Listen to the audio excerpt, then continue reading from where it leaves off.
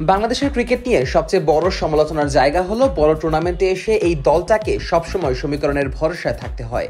Match জিতে টিকে থাকার চেয়ে প্রতিবারই হিসাব নিকাশের জালে জড়িয়ে পড়ে লাল সবুজের দলটি। কিন্তু মাঠে নেমে যারা লড়াই করেন তাদের কাছে অবশ্য এই ব্যাপারটা একেবারেই আলাদা। তাই তো ম্যাচ শেষে ব্যাটার তানজিদ তামিমের কণ্ঠে শোনা গেল ভিন্ন সুর। তিনি মনে করেন প্রতিটি ম্যাচই সমান গুরুত্বপূর্ণ, প্রতিটি মুহূর্তই নতুন করে শুরু করার সুযোগ।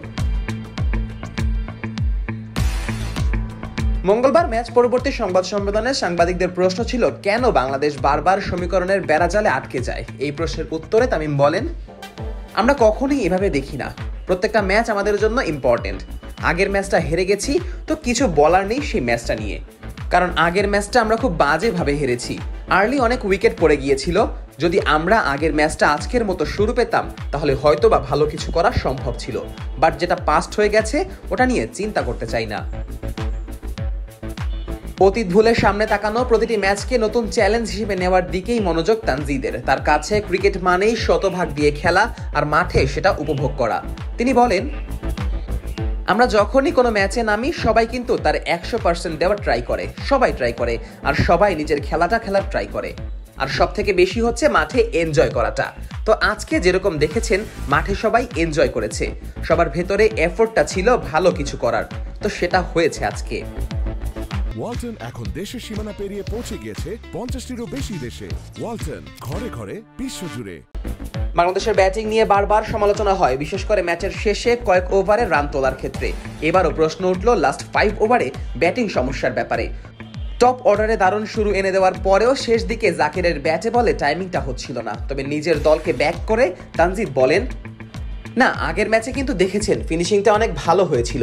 আগের ম্যাচে আমাদের প্রথম দিকে হয়তোবা শুরুটা খারাপ ছিল, শেষের দিকেও কিন্তু ব্যাটসম্যানরা পুষিয়ে দিয়েছে। আজকে হয়তোবা হয়নি কারণ উইকেটটা একটু ট্রিকি ছিল। আপনি দেখেছেন যে বল অতটা ভালোভাবে ব্যাটে আসছিল না। তো আমার মনে হয় সবাই চেষ্টা করছে ভালো কিছু করার।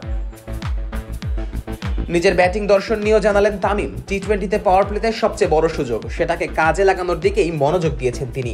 তানজিদ বলেন, আমি সবসময় পজিটিভ থাকার ট্রাই করি, কারণ প্রথম পাওয়ার প্লেতে টি-20তে আপনাকে রিস্ক নিতেই হবে। তো আমি যেটুকু পারি, আমার যেটুকু থাকে, আমি সেটুকু বাউন্ডারির জন্য যাই।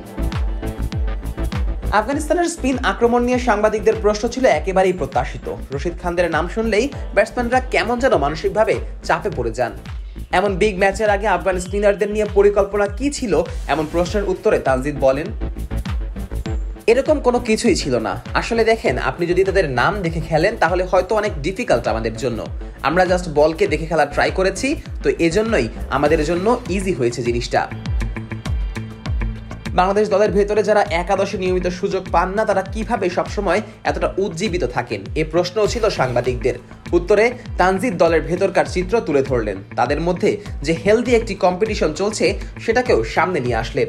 নাসুম আহমেদের উদাহরণ টেনে তানজিদ বলেন, দেখুন, আমাদের টিমের ভেতরে কিন্তু একটা হেলদি কম্পিটিশন চলছে। যে সুযোগ পাচ্ছে সে কিন্তু 100% দেওয়ার ট্রাই করছে। প্র্যাকটিসে যেরকম এফোর্ট দেয়, ম্যাচেও কিন্তু সেম এফোর্ট দেয়। এদিক থেকে বলবো, শুধু নাসুম ভাই না, টিমের যতগুলো প্লেয়ার আছে সবাই তাদের 100% প্র্যাকটিস এবং গেমে ট্রাই করে। Nazmus Sakib, on field.